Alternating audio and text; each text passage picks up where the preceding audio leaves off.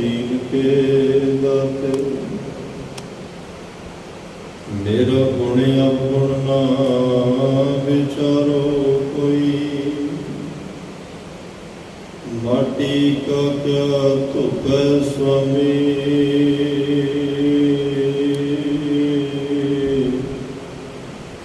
मानस की गत बेशुमार, अथाह अगनत अतुल। ज्यों बुलावे त्यों नानक दास बोले। अगम अगोचर सच साहिब मेरा,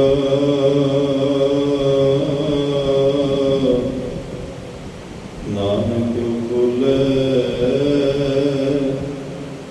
बुलाया तेरा। श्री वाहिगुरु जी।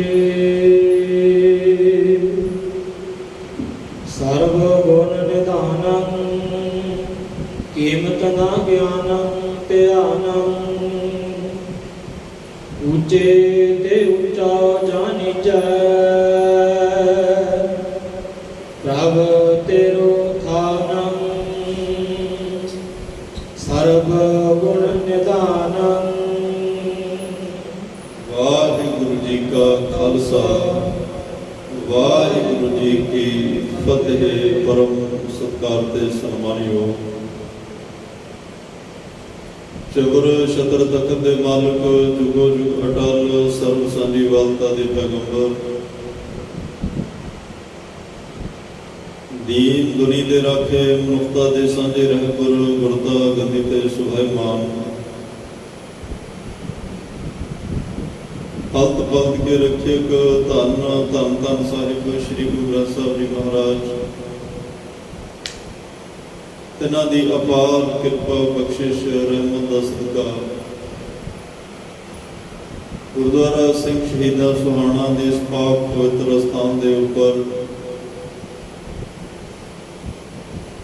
आपां सब नूं अमृत वेले दे दीवाना दी हाजरी भरन दा सुभाग समां सतगुरां वल्लों बख्शिश होया।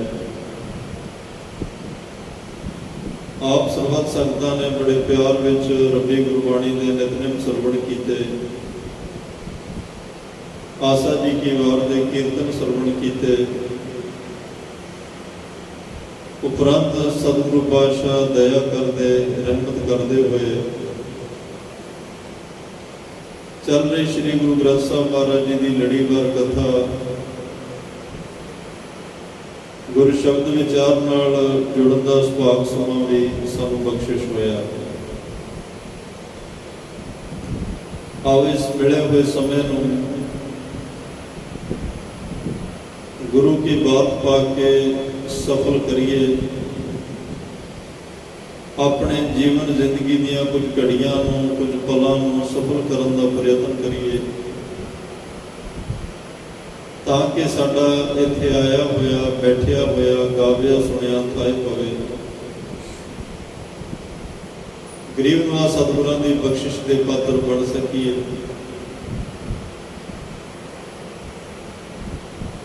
क्योंकि सतगुरु सच्चे पातशाह दिन रात साडे ते महान बख्शिशां महान रहमतां कर रहे।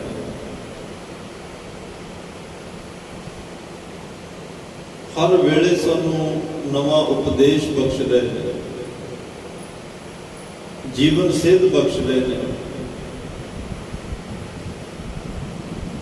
सानू जिउना सिखा रहे हैं, सानू खाना किवें आ वो दस रहे हैं, पहनना की है वो दस रहे हैं, कारोबार किवें करना वो दस रहे हैं, सोना किहो जिहा होवे वो दस रहे हैं। गुर कहे साकार कमावो, गुर की करनी काहे धाम हो। गुरु की मर्यादा में चलना, गुरु के हुक्म में चलना सिख का मुढ़ला फर्ज है। गुरु की दरसाई मर्यादा नियम नूं फॉलो करना, समझना, पहरा देना, ये सिख का फर्ज है। ਸਤਿਗੁਰੂ ਕਹਿੰਦੇ ਮੈਨੂੰ ਕੋਈ ਸ਼ੌਂਕ ਨਹੀਂ ਕਿ ਮੈਂ ਤੇਰੇ ਤੇ ਕੋਈ ਕਾਇਦਾ ਕਾਨੂੰਨ ਲਾਗੂ ਕਰਾਂ। ਹਰ ਦਿਨ ਹਰ ਵੇਲੇ ਹਰ ਪਲ ਕੋਈ ਨਵੀਂ ਡਾਇਰੈਕਸ਼ਨ ਦਿਆਂ, ਪਰ ਉਹ ਤੇਰੇ ਭਲੇ ਹਿੱਤ ਮੈਨੂੰ ਕਰਨਾ ਪੈਂਦਾ ਤਾਂ ਕਿ ਤੇਰੇ ਜੀਵਨ 'ਚ ਸੁਧਾਰ ਹੋ ਸਕੇ, ਤੇਰੇ ਜੀਵਨ ਦੀ ਘਾਟ ਘੜੀ ਜਾ ਸਕੇ। ਗੁਰੂ ਚਰਨਾਂ ਵਿੱਚ ਬੈਠ ਕੇ ਤਿੱਥੈ ਘੜੀਐ ਸੁਰਤ ਮਤ ਮਨ ਬੁੱਧ। ਇੱਥੇ ਸੁਰਤ ਦੀ, ਮਤ ਦੀ, ਮਨ ਦੀ, ਬੁੱਧ ਦੀ ਘਾਟ ਘੜੀ ਜਾਂਦੀ ਹੈ। ਜਿਵੇਂ ਇੱਕ ਚੰਗਾ ਚਿੱਤਰਕਾਰ ਮੂਰਤੀ ਨੂੰ ਘੜਨਹਾਰਾ ਇਨਸਾਨ, ਜਿਹਦੇ ਵਿੱਚ ਹੁਨਰ ਹੋਵੇ ਮੂਰਤੀਆਂ ਬਣਾਉਣ ਦਾ, ਇੱਕ ਵੱਡਾ ਸਾਰਾ ਪੱਥਰ ਉਹਨੂੰ ਸਾਬਤ ਦੇ ਦਿਓ ਤੇ ਉਸ ਪੱਥਰ ਨੂੰ ਘੜ ਘੜ ਕੇ ਫਾਲਤੂ ਪੱਥਰ ਉਤਾਰ ਕੇ ਉਹਦੇ ਵਿੱਚੋਂ ਮੂਰਤੀ ਪ੍ਰਗਟ ਕਰ ਦਿੰਦਾ। ਉਹ ਮੂਰਤੀ ਫਿਰ ਧਾਰਮਿਕ ਸਥਾਨਾਂ ਤੇ ਪੂਜਣਯੋਗ ਹੋ ਜਾਂਦੀ ਹੈ। ਲੋਕ ਉਸ ਨੂੰ ਰੱਬ ਭਗਵਾਨ ਸਮਝ ਕੇ ਪੂਜਦੇ ਨੇ, ਕਿਉਂਕਿ ਉਹ ਘੜੀ ਗਈ, ਉਹਦੀ ਘਾਟ ਤੇ ਘੜੀ ਗਈ, ਉਸ ਪੱਥਰ ਵਿੱਚੋਂ ਮੂਰਤੀ ਪ੍ਰਗਟ ਹੋ ਗਈ। तो महाराज साहब कहते जिस दिन तो गुरु के हुक्म उपदेश को मान के गुरु मुताबिक जीना सीख लिया, गुरु मुताबिक अपना रहना सहना ठीक कर लिया, पहनण का ढंग गुरु तो सीख लिया, सारिया चीज़ां गुरु मुताबिक हो गई, कहनी ते कथनी एक हो गई और कहनी ते कथनी गुरु मुताबिक हो गई। उस दिन तेरी इहो जी घाट घड़ी जाएगी ते तू भी पूजा योग हो जाएगा। जन नानक सतगुर पूजया तिन हर पूज करावा।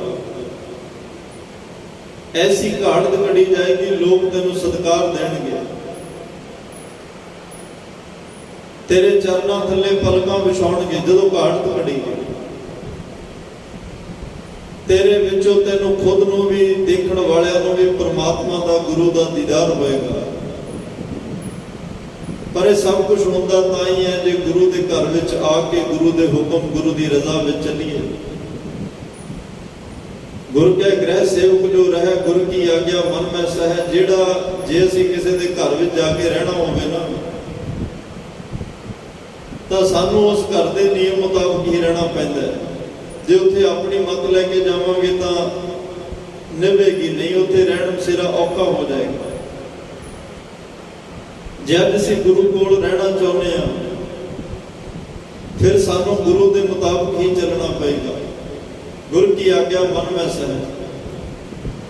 गुरु की आज्ञा गुरु दे हुक्म विच तुरना होएगा। गुरु ने जो नियम दिता, मर्यादा दी है, उसके मुताबिक तुरना होएगा।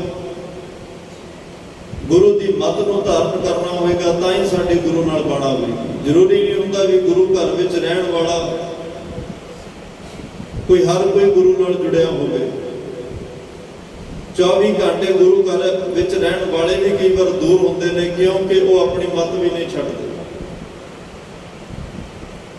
गुरु घर विच भी रह रहे हैं, मत भी अपनी अपना रहे हैं। जे गुरु घर विच रहना फिर गुरु की आज्ञा, गुरु का हुक्म, गुरु की रज़ा, गुरु की मत मुताबिक चलिए, फिर ही सब कुछ ठीक होएगा। सतगुरु पातशाह कहते हैं तू जागना किवें है। बथेरे लोग जागते हैं रातां नूं, वड्डे शहरां दे विच तां उन्हां दिन ही रात नूं चढ़दा। जिथे असीं आम पिंडां 'च रहण वाले, छोटे कस्बिਆਂ शहरां 'च रहण वाले 7, 8, 9 बजे तक लाइटां बंद करके सब सौण की तैयारी च हुंदे ने। उस वेले बाहर वड्डे देशां दे विच शहरां दे विच लोग रातां नूं बाहर निकलदे, सारी सारी रात तुरे फिरदे ने। कोई महफिलां दे विच, कोई शराबां कबाबां दे दौर विच, कोई कारोबार, कोई कुछ कर रहा है। इस दौर विच कोई विरला ही है जिहड़ा रात नूं जाग के परमात्मा की इबादत कर रहा। भिन्नी रैणड़ीए चमकन तारे, जागे संत जना मेरे राम प्यारे। नहीं तो पातशाह कहते बुरे काम को उठ खलोया, नाम की बेला पै पै सोया। बुरे काम लई तां ਸਾਰੀ ਸਾਰੀ ਰਾਤ ਜਾਗਣ ਲਈ ਤਿਆਰ ਹੈ, ਪਰ ਜੇ ਨਾਮ ਜਪਣ ਦੀ ਗੱਲ ਹੋਵੇ ਤਾਂ 5 ਮਿੰਟ ਬੈਠਣਾ ਔਖਾ ਲੱਗਦਾ ਹੈ। ਪਾਤਸ਼ਾਹ ਕਹਿੰਦੇ ਜਾਗਣਾ ਜਾਗਤ ਨੀਕਾ, ਹਰ ਕੀਰਤਨ ਮਹਿ ਜਾਗਣਾ। ਤੇਰਾ ਜਾਗਣਾ ਭਾਈ ਤਾਂ ਹੀ ਚੰਗਾ ਹੈ ਜੇ ਗੁਰੂ ਦੀ ਕੀਰਤੀ ਵਿੱਚ ਜਾਗੇ, ਗੁਰੂ ਦੀ ਇਬਾਦਤ ਵਿੱਚ ਜਾਗੇ। ਤੇਰਾ ਤਾਂ ਹੀ ਜਾਗਣਾ ਚੰਗਾ ਹੈ ਜੇ ਗੁਰੂ ਨੂੰ ਧਿਆਵੇ। ਰੋਗੀ ਵੀ ਜਾਗਦਾ ਹੈ ਤੇ ਮੰਦ ਵਾਸ਼ਨਾ ਵਾਲਾ ਇਨਸਾਨ ਵੀ ਜਾਗਦਾ ਹੈ, ਚੋਰ ਵੀ ਜਾਗਦਾ ਹੈ, ਡਾਕੂ ਵੀ ਜਾਗਦਾ ਹੈ ਤੇ ਕੋਈ ਵਿਰਲਾ ਪਰਮਾਤਮਾ ਦਾ ਨਾਮ ਜਪਣ ਵਾਲਾ ਵੀ ਜਾਗਦਾ ਹੈ। ਰੋਗੀ ਦੀ ਮਜਬੂਰੀ ਬਣ ਗਈ ਕਿਉਂਕਿ ਸਾਰੇ ਸਰੀਰ ਬਦਨ ਵਿੱਚ ਲਾ ਇਲਾਜ ਬਿਮਾਰੀ ਕਰਕੇ ਦਰਦ ਹੈ, ਨੀਂਦ ਨਹੀਂ ਆਉਂਦੀ। ਚੋਰ ਕਿਸੇ ਦੇ ਘਰ ਚੋਰੀ ਕਰਨ ਵਾਸਤੇ ਜਾਗ ਰਿਹਾ ਹੈ, ਮੰਦ ਵਾਸ਼ਨਾ ਵਾਲਾ ਮੰਦ ਵਾਸ਼ਨਾ ਦੀ ਪੂਰਤੀ ਲਈ ਜਾਗ ਰਿਹਾ ਹੈ। ਕਿਸੇ ਨੂੰ ਵੀ ਪਰਮਾਰਥਿਕ ਤੌਰ ਤੇ ਇਹਨਾਂ ਵਿੱਚ ਲਾਹਾ ਨਹੀਂ ਹੋਣ ਵਾਲਾ। ਜਾਗਦਾ ਰਹੇ ਨੇ, ਉਹ ਜਾਗਦੇ ਚੌਕੀਦਾਰ ਵੀ ਨੇ। ਰਾਤ ਲੋਕਾਂ ਨੂੰ ਵੀ ਕਹਿੰਦੇ ਆ ਜਾਗਦੇ ਰਹੋ, ਲੇਕਿਨ ਸਤਿਗੁਰੂ ਪਾਤਸ਼ਾਹ ਦੇ ਘਰ ਵਿੱਚ ਹੋਕਾ ਤਾਂ ਦਿੱਤਾ ਜਾਂਦਾ, ਜਾਗੋ ਜਾਗੋ ਸੁੱਤਿਓ, ਚੱਲਿਓ ਬਣ ਚੱਲਿਆ ਬਣਜਾਰਾ। ਜਾਗ ਲਿਓ ਰੇ ਮਨਾ ਜਾਗ ਲਿਓ, ਕਹਾ ਗਾਫਲ ਸੋਇਆ। ਇੱਥੇ ਹੋਕਾ ਦਿੱਤਾ ਜਾਂਦਾ ਹੈ, ਇੱਥੇ ਮਨ ਨੂੰ ਜਗਾਇਆ ਜਾਂਦਾ, ਤਨ ਨੂੰ ਨਹੀਂ। ਇੱਥੇ ਮਨ ਨੂੰ ਸੰਬੋਧਨ ਕਰਕੇ ਕਿਹਾ ਜਾਂਦਾ, ਭਾਈ ਮਨਾ ਇਸ ਗ੍ਰਹਿ ਮੈਂ ਕੋਈ ਜਾਗਤ ਰਹਿ, ਸਾਬਤ ਵਸਤ ਉਹ ਆਪਣੀ ਲਹਿ। ਮਹਾਰਾਜ ਕਹਿੰਦੇ ਮੈਂ ਵੇਖਿਆ ਤੇਰੀ ਅੱਖਾਂ ਵੀ ਸੁੱਤੀਆਂ, ਤੇਰੇ ਕੰਨ ਵੀ ਸੁੱਤੇ, ਤੇਰੀ ਜੀਭ ਵੀ ਸੁੱਤੀ, ਨੱਕ ਵੀ ਸੁੱਤਾ, ਸਾਰੇ ਤੇਰੇ ਇੰਦਰੇ ਸੁੱਤੇ ਪਏ ਨੇ। ਸੁੱਤਿਆਂ ਨੂੰ ਲੋਕ ਲੁੱਟ ਕੇ ਲੈ ਜਾਂਦੇ ਨੇ, ਚੋਰ ਪੈ ਜਾਂਦੇ ਨੇ, ਡਕੈਤ ਪੈ ਜਾਂਦੇ ਨੇ। ਤੇ ਅੱਜ ਜੇ ਤੇਰਾ ਮਨ ਸੁੱਤਾ ਰਿਹਾ, ਤੇਰੇ ਅੰਦਰੋਂ ਅੰਮ੍ਰਿਤ ਰੂਪੀ ਗੁਣ ਜਿਹੜੇ ਉਹ ਲੁੱਟੇ ਜਾਣੇ। ਇਸ ਗ੍ਰਹਿ ਮੈਂ ਕੋਈ ਜਾਗਤ ਰਹਿ, ਜਾਗ। ਤੇ ਜਾਗਣਾ ਵੀ ਪ੍ਰਮਾਤਮਾ ਦੀ ਸਿਫਤ ਵਿੱਚ ਹੈ, ਪ੍ਰਮਾਤਮਾ ਦੇ ਸਿਮਰਨ ਵਿੱਚ ਜਾਗਣਾ ਹੈ। ਉਹ ਸਿਮਰਨ ਦਾ ਆਸਰਾ ਹੀ ਤੇਰੇ ਜੀਵਨ ਦਾ ਸਭ ਤੋਂ ਸਾਰਥਕ ਆਸਰਾ ਹੈ, ਜਿਹਨੇ ਤੇਰੇ ਸ਼ੁਭ ਗੁਣਾਂ ਨੂੰ ਬਚਾਉਣਾ ਹੈ, ਤੇਰਾ ਲੋਕ ਸਵਾਰਨਾ ਹੈ, ਤੇਰਾ ਪਰਲੋਕ ਸਵਾਰਨਾ। ਜਦੋਂ ਤੱਕ ਜੀਵਨ ਜ਼ਿੰਦਗੀ ਅੰਦਰ ਸਵਾਸ ਚੱਲਦੇ ਨੇ, ਅਵਸਥਾ ਕੋਈ ਵੀ ਬਣੇ, ਨੇਮ ਨਹੀਂ ਛੱਡਣਾ ਚਾਹੀਦਾ ਜੋ ਗੁਰੂ ਨੇ ਬਖਸ਼ਿਆ ਹੈ। ਜੋ ਪੰਜ ਪਿਆਰੇ ਸਾਹਿਬਾਨਾਂ ਤੋਂ ਨੇਮ ਮਿਲਿਆ ਉਹਨੂੰ ਕਦੇ ਨਹੀਂ ਛੱਡਣਾ। ਧੰਨ ਸ਼੍ਰੀ ਗੁਰੂ ਅਮਰਦਾਸ ਸਾਹਿਬ ਸੱਚੇ ਪਾਤਸ਼ਾਹ ਗੋਇੰਦਵਾਲ ਸਾਹਿਬ ਦੀ ਧਰਤੀ ਤੇ ਬਿਰਾਜਮਾਨ। ਪ੍ਰੋਫੈਸਰ ਪਿਆਰਾ ਸਿੰਘ ਪਦਮੋਣਾ ਨੇ ਇਸ ਘਟਨਾ ਦਾ ਜ਼ਿਕਰ ਕੀਤਾ, ਹੋਰ ਕਿਸੇ ਨੇ ਨਹੀਂ। ਇੱਕ ਫਕੀਰ ਆਇਆ, ਧੰਨ ਸ਼੍ਰੀ ਗੁਰੂ ਅਮਰਦਾਸ ਪਾਤਸ਼ਾਹ ਦੀ ਦੀਦਾਰ ਕੀਤੇ। ਮਹਾਰਾਜ ਸਾਧਨਾ 'ਚ ਬੈਠੇ ਸਨ। ਗੁਰੂ ਅਮਰਦਾਸ ਪਾਤਸ਼ਾਹ ਇੱਕ ਰਸ ਹੋ ਕੇ ਸਿਮਰਨ ਕਰ ਰਹੇ ਸਨ, ਬਾਣੀ ਪੜ੍ਹ ਕੇ ਹਟੇ, ਸੇਵਾ ਕਰਨ ਲਈ ਤਿਆਰੀ 'ਚ ਨੇ।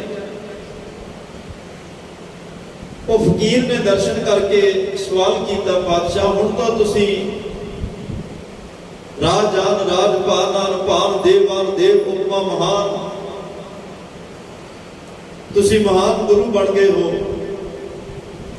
ਗੁਰੂ ਨਾਨਕ ਸਾਹਿਬ ਦੇ ਤਖਤ ਤੇ ਬਿਰਾਜਮਾਨ ਹੋ, ਚਬਰ ਛਤਰ ਤਖਤ ਦੇ ਮਾਲਕ ਹੋ। ਇੰਨੀ ਵੱਡੀ ਪਦਵੀ ਨੂੰ ਪਹੁੰਚ ਕੇ ਸਾਧਨਾ ਕਿਉਂ? ਹਲੇ ਵੀ ਸਾਧਨਾ ਕਰ ਰਹੇ ਹੋ। ਧੰਨ ਗੁਰੂ ਅਮਰਦਾਸ ਪਾਤਸ਼ਾਹ ਆਪ ਗੁਰੂ ਨੇ, ਸਮਰੱਥ ਨੇ, ਪਰਮਾਤਮਾ ਦਾ ਸਵਰੂਪ ਨੇ, ਲੇਕਿਨ ਸਾਡੇ ਲਈ ਪੂਰ ਨਾ ਪਾ ਰਹੇ। ਸਾਡੇ ਲਈ ਉਪਦੇਸ਼ ਦ੍ਰਿੜ ਕਰਨ ਵਾਸਤੇ ਸਤਿਗੁਰਾਂ ਦਾ ਬਚਨ ਸੁਣਿਓ, ਕੀ ਕਿਹਾ ਉਹਨਾਂ ਨੇ। ਮੈਂ ਅੱਗੇ ਵੀ ਇੱਕ ਦਿਨ ਬੇਨਤੀ ਕਰੀ ਸੀ ਕਿ ਸਾਡੇ ਗੁਰੂ ਸਾਹਿਬਾਨਾਂ ਨੇ ਜੋ ਸਾਨੂੰ ਉਪਦੇਸ਼ ਦਿੱਤਾ, ਜੋ ਕੁਝ ਕਰਨ ਲਈ ਕਿਹਾ ਨਾ, ਉਹ ਸਭ ਕੁਝ ਸਾਨੂੰ ਆਪ ਕਰਕੇ ਵਿਖਾਇਆ। ਇਤਿਹਾਸ ਨੂੰ ਪੜ੍ਹੋ, ਗੁਰਬਾਣੀ ਦਾ ਬ੍ਰਹਮ ਵਿਚਾਰ ਹੈ। ਗੁਰਬਾਣੀ ਵਿੱਚ ਕਿਸੇ ਗੁਰੂ ਸਾਹਿਬਾਨ ਦਾ ਇਤਿਹਾਸ ਨਹੀਂ, ਕਿਸੇ ਗੁਰੂ ਸਾਹਿਬਾਨ ਦੀ ਜਨਮ ਤਰੀਕ ਨਹੀਂ, ਜੋਤੀ ਜੋ ਸਮਾਉਣ ਦੀ ਤਰੀਕ ਨਹੀਂ। ਕੋਈ ਵੀ ਬਹੁਤੇ ਇਤਿਹਾਸਕ ਪੱਖ ਜਿਹੜੇ ਆ ਉਹ ਗੁਰੂ ਗ੍ਰੰਥ ਸਾਹਿਬ ਪਾਤਸ਼ਾਹ ਵਿੱਚ ਇਤਿਹਾਸ ਵੇਖਣਾ ਹੋਵੇ ਨਹੀਂ ਮਿਲਦਾ। ਇਹ ਸਿਰਫ ਬ੍ਰਹਮ ਵਿਚਾਰ ਹੈ, ਪ੍ਰਮਾਤਮਾ ਦੀ ਸਿਫਤ ਹੈ। ਜੇ ਜੀਵਨ ਵੇਖਣਾ ਚਾਹੁੰਦੇ ਆ ਸਾਨੂੰ ਚੰਗੇ ਪੰਥ ਪ੍ਰਵਾਨਿਕ ਗ੍ਰੰਥਾਂ ਨੂੰ ਪੜ੍ਹਨਾ ਚਾਹੀਦਾ ਤੇ ਉਹਦੇ ਵਿੱਚੋਂ ਇਤਿਹਾਸਕ ਸਦਰਾਂ ਸੁਣ ਕੇ ਪੜ੍ਹ ਕੇ ਪਤਾ ਲੱਗਦਾ ਹੈ ਕਿ ਸਾਡੇ ਗੁਰੂ ਸਾਹਿਬਾਨਾਂ ਦਾ ਜੀਵਨ ਕੀ ਸੀ, ਕਿਵੇਂ ਜੀਵਨ ਜਿਉਣਾ ਸਿਖਾ ਕੇ ਗਏ। ਸਾਨੂੰ ਜੀਵਨ ਜਿਉਣ ਦੀ ਜਾਚ ਸਿਖਾਉਣ ਵਾਸਤੇ ਹੀ ਉਹਨਾਂ ਨੂੰ 10 ਜਾਮੇ ਧਾਰਨ ਕਰਨੇ ਪਏ। ਨੇ ਬਾਣੀ ਦੇ ਇੱਕ ਜਾਮੇ ਵਿੱਚ ਵੀ ਉਚਾਰ ਹੋ ਸਕਦੀ ਸੀ। ਸਭ ਕੁਝ ਇੱਕ ਜਾਮੇ ਚ, ਅੰਮ੍ਰਿਤ ਦੀ ਦਾਤ ਵੀ ਇੱਕ ਜਾਮੇ ਚ ਮਿਲ ਸਕਦੀ ਸੀ। ਹਰਿਮੰਦਰ ਸਾਹਿਬ ਵੀ ਇੱਕ ਜਾਮੇ ਚ ਹੋ ਸਕਦਾ ਸੀ। ਅਕਾਲ ਤਖਤ ਸਾਹਿਬ ਸਭ ਕੁਝ ਇੱਕ ਜਾਮੇ ਚ ਮਹਾਰਾਜ ਸਭ ਕਰ ਸਕਦੇ ਸੀ। ਲੇਕਿਨ ਇੱਕ ਜੀਵਨ ਜਾਚ ਉਸ ਪਾਉਣ ਵਾਸਤੇ, ਇੱਕ ਜੀਵਨ ਸੇਧ ਬਖਸ਼ਣ ਵਾਸਤੇ ਜਿਉਣਾ ਕਿਵੇਂ ਹੈ, ਸੌਣਾ ਕਿਵੇਂ, ਖਾਣਾ ਕਿਵੇਂ, ਪੀਣਾ ਕਿਵੇਂ, ਪਹਿਨਣਾ ਕਿਵੇਂ, ਦੁੱਖ ਸੁੱਖ ਦਾ ਸਾਹਮਣਾ ਕਿਵੇਂ, ਪਰਮਾਤਮਾ ਦੀ ਸਿਫਤ ਕਿਵੇਂ, ਇਬਾਦਤ ਕਿਵੇਂ, ਸੇਵਾ ਕਿਵੇਂ ਕਰੀਦੀ ਹੈ, ਹੁਕਮ ਕਿਵੇਂ ਮੰਨੀਦਾ, ਨਿਮਰਤਾ 'ਚ ਕਿਵੇਂ ਰਹੀਦਾ, ਸਬਰ ਸ਼ਾਂਤੀ ਵਿੱਚ ਕਿਵੇਂ ਰਹੀਦਾ, ਆਪਣੇ ਘਰ ਦੀ ਰਾਖੀ ਕਿਵੇਂ ਕਰੀਦੀ ਹੈ, ਮਨੁੱਖਤਾ ਲਈ ਹਿਰਦੇ ਵਿੱਚ ਦਰਦ ਕਿੰਨਾ ਹੋਵੇ। ਉਮਰ ਭਾਵੇਂ ਛੋਟੀ ਹੋਵੇ ਪਰ ਕਿਸੇ ਬਾਦਸ਼ਾਹ ਦੀ ਵੀ ਪਰਵਾਹ ਨਹੀਂ ਕਰਨੀ, ਕਿਸੇ ਲਈ ਆਪਣਾ ਆਪ ਕਿਵੇਂ ਵਾਰਨਾ ਤੇ ਇੱਕ ਸਮਾਜ ਦੁਨੀਆ ਦੇ ਸਾਹਮਣੇ ਇੱਕ ਵੱਖਰੀ ਦਿੱਖ, ਵੱਖਰਾ ਸਰੂਪ ਦੇ ਕੇ ਖਾਲਸਾ ਬਣਾ ਕੇ ਧੰਨ ਗੁਰੂ ਗੋਬਿੰਦ ਸਿੰਘ ਮਹਾਰਾਜ ਨੇ ਤਖਤੇ, ਧਰਤੀ ਦੇ ਤਖਤੇ, ਇਸ ਪਲੇਟਫਾਰਮ ਤੇ ਇੱਕ ਵੱਖਰਾ ਨਵੀਂ ਕਿਸਮ ਦਾ ਨਮੂਨਾ ਬਣਾ ਦਿੱਤਾ ਤੇ ਦੱਸ ਦਿੱਤਾ ਭਾਈ ਇਹ ਖਾਲਸਾ ਹੈ, ਇਹਦੇ ਵਿੱਚ ਉਹ ਗੁਣ ਨੇ ਜਿਹੜੇ ਗੁਣਾਂ ਨੂੰ ਧਾਰਨ ਕਰਕੇ ਇਨਸਾਨ ਪਰਮਾਤਮਾ ਤੱਕ ਪਹੁੰਚ ਜਾਂਦਾ। ਪਰਮਾਤਮਾ ਵਿੱਚ ਭੇਦਤਾ ਹੋ ਜਾਂਦੀ ਹੈ। ਉਸ ਫਕੀਰ ਨੇ ਕਿਹਾ ਗੁਰੂ ਅਮਰਦਾਸ ਮਹਾਰਾਜ ਨੂੰ ਕਿ ਇੰਨੀ ਵੱਡੀ ਪਦਵੀ ਤੇ ਪਹੁੰਚ ਕੇ ਸਾਧਨਾ ਹਲੇ ਵੀ ਕਰ ਰਹੇ ਹੋ। ਮਹਾਰਾਜ ਸਾਹਿਬ ਕਹਿੰਦੇ ਫਕੀਰ ਜੀ, ਜੇ ਇੱਕ ਪਹਾੜ ਦਾ ਕੋਨਾ ਖੋਦਿਆ, ਜੇ ਇੱਕ ਪਹਾੜ ਦੀ ਨੁਕਰ ਨੂੰ ਖੋਜ ਕੇ ਸੋਨਾ, ਚਾਂਦੀ, ਹੀਰੇ, ਮੋਤੀ, ਜਵਾਹਰਾਤ ਮਿਲ ਜਾਣ ਤਾਂ ਫਿਰ ਉਸ ਪੂਰੇ ਪਹਾੜ ਨੂੰ ਕੋਸ਼ਿਸ਼ ਕਰਨੀ ਚਾਹੀਦੀ ਹੈ ਖੋਦ ਕੇ ਵੇਖੋ, ਦੇ ਵਿੱਚ ਹੋਰ ਵੀ ਬਹੁਤ ਕੁਝ ਹੈ। ਬੜਾ ਸਮਾਂ ਮੇਰਾ ਤੀਰਥ ਯਾਤਰਾ ਤੇ ਲੱਗਿਆ, ਬੜਾ ਸਮਾਂ ਮੇਰਾ ਧਰਮ ਦੇ ਕਰਮ ਕਾਂਡ ਕਰਦਿਆਂ ਲੰਘ ਗਿਆ, ਬੜਾ ਸਮਾਂ ਜਿਹੜੀ ਸਾਡੀ ਪੁਸ਼ਤੈਨੀ ਇੱਕ ਮਰਿਆਦਾ ਸੀ, ਘਰ ਦੀ ਰੀਤ ਸੀ ਧਾਰਮਿਕ ਤੌਰ ਤੇ, ਉਹਨੂੰ ਨਿਭਾਉਂਦਿਆਂ ਲੱਗ ਗਿਆ ਪਰ ਪ੍ਰਾਪਤੀ ਕੋਈ ਨਹੀਂ ਸੀ ਹੋਈ। ਸਮਾਂ ਆਇਆ, ਭਾਗ ਜਾਗੇ, ਸੁੰਦੜੇ ਭਾਗ ਜਾਗੇ, ਮੈਨੂੰ ਗੁਰੂ ਅੰਗਦ ਦੇਵ ਪਾਤਸ਼ਾਹ ਮਿਲੇ। ਉਸ ਪੂਰੇ ਗੁਰੂ ਨੇ ਇਹੋ ਜਿਹਾ ਸਿਰ ਤੇ ਮਿਹਰ ਭਰਿਆ ਹੱਥ ਰੱਖਿਆ, ਸੇਵਾ ਤੇ ਸਿਮਰਨ ਦੀ ਦਾਤ ਬਖਸ਼ੀ। ਉਹ ਸੇਵਾ ਤੇ ਸਿਮਰਨ ਵਿੱਚੋਂ ਪ੍ਰਮਾਤਮਾ ਨਜ਼ਰ ਆਇਆ, ਸੇਵਾ ਤੇ ਸਿਮਰਨ ਵਿੱਚੋਂ ਗੁਰੂ ਨਾਨਕ ਦੇ ਘਰ ਦਾ ਤਖਤ ਮਿਲ ਗਿਆ, ਸੇਵਾ ਤੇ ਸਿਮਰਨ ਵਿੱਚੋਂ ਅੱਜ ਜਿਸ ਅਮਰਦਾਸ ਨੂੰ ਕੋਈ ਰਹਿਣ ਲਈ ਥਾਂ ਨਹੀਂ ਸੀ ਦਿੰਦਾ, ਨਖਾਵਾ ਕਹਿੰਦੇ ਸਨ, ਜਿਸ ਅਮਰਦਾਸ ਨੂੰ ਕੋਈ ਕਹਿੰਦਾ ਸੀ ਵੀ ਨਗੁਰਾ ਕਹਿੰਦੇ ਮੱਥੇ ਨਹੀਂ ਲੱਗਣਾ, ਨਗੁਰੇ ਬੰਦੇ ਦਾ ਦਰਸ਼ਨ ਕਰਨਾ ਮਾੜਾ ਹੈ, ਉਹਦਾ ਨਾਮ ਲੈਣਾ ਮਾੜਾ ਹੈ, ਮੇਰੇ ਤੋਂ ਲੋਕ ਨਫ਼ਰਤ ਕਰਦੇ ਸਨ। ਗੁਰੂ ਅੰਗਦ ਦੇਵ ਪਾਤਸ਼ਾਹ ਨੇ ਐਸੀ ਕਿਰਪਾ ਕੀਤੀ, ਅੱਜ ਕੁੱਲ ਦੁਨੀਆ ਦੇ ਵਿੱਚੋਂ ਆ ਕੇ ਲੋਕ ਨਮਸਕਾਰਾਂ ਕਰ ਰਹੇ। ਸਾਡੇ ਲਈ ਨੇਮ ਦ੍ਰਿੜ ਕੀਤਾ, ਭਾਈ ਅਵਸਥਾ ਕੋਈ ਹੋਵੇ ਪਰ ਨੇਮ ਨਹੀਂ ਛੱਡਣਾ। ਗੁਰੂ ਦਾ ਹੁਕਮ ਹੈ, ਚੌਥੇ ਪਹਿਰ ਸਭਾ ਕੇ ਸੁਰਦਿਆਂ ਉਪਜੈ ਚਾਓ, ਤਿੰਨਾਂ ਦਰਿਆਵਾਂ ਸੇ ਦੋਸਤੀ ਮਨ ਸੱਚਾ ਨਾਮ, ਨੇਮ ਨਹੀਂ ਛੱਡਣਾ। ਗੁਰੂ ਨੇ ਕਿਹਾ ਚਾਲਾਂਗੇ ਉਠ ਨਾਮ ਜਪ ਨਿਸਬਾਸਰ ਆਰਾਧ। ਗੁਰੂ ਪਾਤਸ਼ਾਹ ਨੇ ਕਿਹਾ ਅੰਮ੍ਰਿਤ ਵੇਲਾ ਸੱਚ ਨਾਮ ਵਡਿਆਈ ਵਿਚਾਰ, ਕਰਮੀ ਆਵੇ ਕਪੜਾ ਨਦਰੀ ਮੋਖ ਦੁਆਰ। ਗੁਰੂ ਪਾਤਸ਼ਾਹ ਦਾ ਹੁਕਮ ਹੈ ਗੁਰ ਸਤਿਗੁਰ ਕਾ ਜੋ ਸਿੱਖ ਅਖਾਏ, ਸੋ ਭਲ ਕੇ ਉਠ ਹਰ ਨਾਮ ਧਿਆਵੇ। ਸਿੱਖ ਨੇ ਸਿੱਖ ਹੀ ਬਣ ਕੇ ਰਹਿਣਾ ਹੈ। ਜਦੋਂ ਨੇ ਗੁਰੂ ਦੀ ਸਿੱਖਿਆ ਧਾਰਨ ਕਰ ਲਿਓ, ਗੁਰਸਿੱਖ ਬਣ ਜਾਂਦਾ। ਸਿੱਖ ਬਣ ਕੇ ਰਹੋਗੇ, ਸਿੱਖਦੇ ਰਹੋਗੇ, ਕਿਉਂਕਿ ਸਿੱਖ ਦੇ ਅਰਥ ਹੀ ਸਿੱਖਣਾ ਨੇ। ਜਿਸ ਦਿਨ ਕੋਈ ਹੋਰ ਟੈਗ ਲੱਗ ਗਿਆ, ਕੋਈ ਹੋਰ ਚੀਜ਼ ਦੀ ਪ੍ਰਾਪਤੀ ਦਾ ਟੈਗ ਲੱਗ ਗਿਆ, ਫਿਰ ਸਿੱਖਣਾ ਬੰਦ ਹੋ ਜਾਏਗਾ। ਫਿਰ ਆਪਣੇ ਆਪ ਦੇ ਮਨ ਵਿੱਚ ਵਹਿਮ ਹੋ ਜਾਏਗਾ ਕਿ ਮੈਂ ਭਰ ਚੁੱਕਿਆ, ਮੈਂ ਬਹੁਤ ਸਿੱਖ ਚੁੱਕਿਆ, ਮੇਰੇ ਕੋਲ ਬਹੁਤ ਕੁਝ ਆ ਚੁੱਕਿਆ। ਪਰ ਸਤਿਗੁਰੂ ਪਾਤਸ਼ਾਹ ਕਹਿੰਦੇ ਸਿੱਖ ਸਿੱਖ ਹੀ ਬਣ ਕੇ ਰਵੇ। ਸਤਿਗੁਰੂ ਚਾਹਣ ਗੁਰਸਿੱਖ ਬਣਾ ਲੈਣ, ਸਤਿਗੁਰੂ ਚਾਹਣ ਸੰਤ ਬਣਾ ਲੈਣ, ਸਤਿਗੁਰੂ ਚਾਹਣ ਬ੍ਰਹਮ ਗਿਆਨੀ ਬਣਾ ਦੇਣ, ਸਤਿਗੁਰੂ ਚਾਹਣ ਭਗਤ ਬਣਾ ਦੇਣ, ਤੇ ਗੁਰੂ ਚਾਹੇ ਤਾਂ ਆਪਣੇ ਸਿੱਖਾਂ ਨੂੰ ਗੁਰਤਾ ਗੱਦੀ ਤੇ ਵੀ ਬਿਠਾ ਦਿੰਦਾ। ਭਾਈ ਗੋਪਾਲੇ ਨੂੰ ਕਿਹਾ ਸੀ ਨਾ ਜਪਜੀ ਸਾਹਿਬ ਦਾ ਪਾਠ ਸੁਣਾਓ, ਇੰਨੀ ਸ਼ਰਧਾ ਭਾਵਨਾ ਨਾਲ ਪਾਠ ਕਰਦਾ ਗਿਆ। ਗੁਰੂ ਹਰਗੋਬਿੰਦ ਸਾਹਿਬ ਨੇ ਸੋਚਿਆ ਅੱਜ ਇਹਨੂੰ ਆਪਣਾ ਤਖਤ ਦੇਣਾ। ਪਰ ਹੁਣ ਕਈ ਵਾਰ ਮਾੜਾ ਕਰਮ ਕੋਈ ਪਾਪ ਆਉਂਦਾ ਨਾ, ਬੋਲੇ ਬਾਪੜੇ ਤੇ ਸੂਪਰੋਂ ਧੱਕਾ ਮਾਰਦੇ ਆ, ਮਨ ਘੋੜਿਆਂ ਵੱਲ ਚਲਿਆ ਗਿਆ ਵੀ ਜੇ ਘੋੜਾ ਹੀ ਕੋਈ ਮਿਲ ਜਾਏ। ਫਿਰ ਗੁਰੂ ਹਰਗੋਬਿੰਦ ਸਾਹਿਬ ਨੇ ਪਾਤਸ਼ਾਹ ਨੇ ਕਿਹਾ, ਭਾਈ ਜਦੋਂ ਬਾਣੀ ਪੜ੍ਹਦੇ ਉਦੋਂ ਧਿਆਨ ਮਨ ਬਾਣੀ ਵਿੱਚ ਰੱਖੋ, ਜਦੋਂ ਘੋੜਿਆਂ ਦੀ ਸੇਵਾ ਕਰਦੇ ਉਦੋਂ ਮਨ ਘੋੜਿਆਂ ਵਿੱਚ ਰੱਖੋ। ਮਨ ਤੇ ਘੋੜਿਆਂ ਨੂੰ ਇਕੱਠੇ ਨਾ ਕਰੋ, ਕਿਉਂਕਿ ਮਨ 'ਚ ਬਾਣੀ ਟਿਕਾਉਣੀ ਆ, ਮਨ 'ਚ ਨਾਮ ਟਿਕਾਉਣਾ, ਮਨ 'ਚ ਸਿਮਰਨ ਟਿਕਾਉਣਾ ਹੈ। ਜਪਜੀ ਸਾਹਿਬ ਦਾ ਬ੍ਰਹਮ ਗਿਆਨ ਦੀ ਦਾਤੀ ਹੈ। ਜਪਜੀ ਸਾਹਿਬ ਸੱਚਖੰਡ ਵਿੱਚ ਥਾਂ ਦਿਵਾਉਣ ਵਾਲੀ ਤਾਕਤ ਹੈ। ਜਪਜੀ ਸਾਹਿਬ ਜੀਵਨ ਮੁਕਤ ਕਰਨ ਵਾਲੀ ਦਾਤ ਹੈ। ਜਪਜੀ ਸਾਹਿਬ ਬ੍ਰਹਮ ਵਿਚਾਰ ਹੈ। ਜੇ ਕੋਈ ਜਪਜੀ ਸਾਹਿਬ ਪੜ੍ਹ ਕੇ ਵੀ ਘੋੜੀ ਮੰਗ ਰਿਹਾ, ਪਾਤਸ਼ਾਹ ਕਹਿੰਦੇ ਫਿਰ ਮੈਂ ਕੀ ਕਰਾਂ। ਜਪਜੀ ਸਾਹਿਬ ਪੜ੍ਹਨ ਵਾਲਿਆਂ ਕੋਲ ਤਾਂ ਮੈਂ ਆਪ ਆਉਣਾ ਹੈ। ਜਪਜੀ ਸਾਹਿਬ ਪੜ੍ਹਨ ਵਾਲਿਆਂ ਦੀ ਪਹੁੰਚ ਪਰਮਾਤਮਾ ਤੱਕ ਹੋ ਜਾਂਦੀ ਹੈ। ਜਪਜੀ ਸਾਹਿਬ ਪੜ੍ਹਨ ਵਾਲੇ ਬ੍ਰਹਮ ਗਿਆਨੀ ਬਣ ਜਾਂਦੇ ਨੇ। ਜਪਜੀ ਸਾਹਿਬ ਪੜ੍ਹਨ ਵਾਲੇ ਜਿਉਂਦੇ ਜੀ ਦੇਹ ਤੋਂ ਮੁਕਤ ਹੋ ਜਾਂਦੇ ਨੇ। ਐਡੀ ਵੱਡੀ ਤਾਕਤ ਹੈ। ਤੋ ਕਹਿਣ ਤੋਂ ਮੁਰਾਦ ਗੁਰ ਕਹਿਆ ਸਾਕਾਰ ਕਮਾਵੋ, ਗੁਰ ਕੀ ਕਰਨੀ ਕਾਹੇ ਤਾਵੋ, ਗੁਰ ਕੈ ਗ੍ਰਹਿ ਸੇਵਕ ਜੋ ਰਹਿ, ਗੁਰ ਕੀ ਆਗਿਆ ਮਨ ਮੈਂ ਸਹੈ। ਜੇ ਭਾਈ ਗੁਰੂ ਅਮਰਦਾਸ ਪਾਤਸ਼ਾਹ ਗੁਰੂ ਬਣ ਕੇ ਵੀ ਨੇਮ ਨਿਭਾ ਰਿਹਾ, ਸਾਧਨਾ ਕਰ ਰਿਹਾ, ਗੁਰੂ ਦੇ ਹੁਕਮ ਨੂੰ ਮੰਨ ਰਿਹਾ, ਕਮਾ ਰਿਹਾ, ਫਿਰ ਸਾਨੂੰ ਵੀ ਗੁਰੂ ਦਾ ਹੁਕਮ ਮੰਨ ਕੇ, ਗੁਰੂ ਦੇ ਹੁਕਮ ਨੂੰ ਸਦੀਵ ਕਾਲ ਲਈ ਸੱਚ ਸਤ ਵਚਨ ਮੰਨ ਕੇ ਨੇਮ 'ਚ ਕਦੇ ਵਿਗੜ ਨਹੀਂ ਪੈਣਾ ਚਾਹੀਦਾ। ਸਿਮਰਨ 'ਚ ਵਿਗੜ ਨਾ ਪਵੇ, ਨਿਤਨੇਮ 'ਚ ਵਿਗੜ ਨਾ ਪਵੇ। ਸਤਿਗੁਰੂ ਪਾਤਸ਼ਾਹ ਕਹਿੰਦੇ ਤੇਰਾ ਜਾਗਣਾ ਗੁਰੂ ਮੁਤਾਬਕ ਹੋਵੇ, ਜਾਗਣਾ ਜਾਗਣ ਟੀਕਾ, ਹਰ ਕੀਰਤਨ ਮੈਂ ਜਾਗਣਾ। ਤੇਰਾ ਸੌਣਾ ਗੁਰੂ ਮੁਤਾਬਕ ਹੋਵੇ, ਐਸਾ ਨਾ ਹੋਵੇ ਬਾਬਾ ਹੋਰ ਸੌਣਾ ਖੁਸ਼ੀ ਖੁਆਰ ਜਿਤ ਸੁਤੈ ਤਨ ਪੀੜੀਏ ਮਨ ਮੈਂ ਚਲੇ ਵਿਕਾਰ।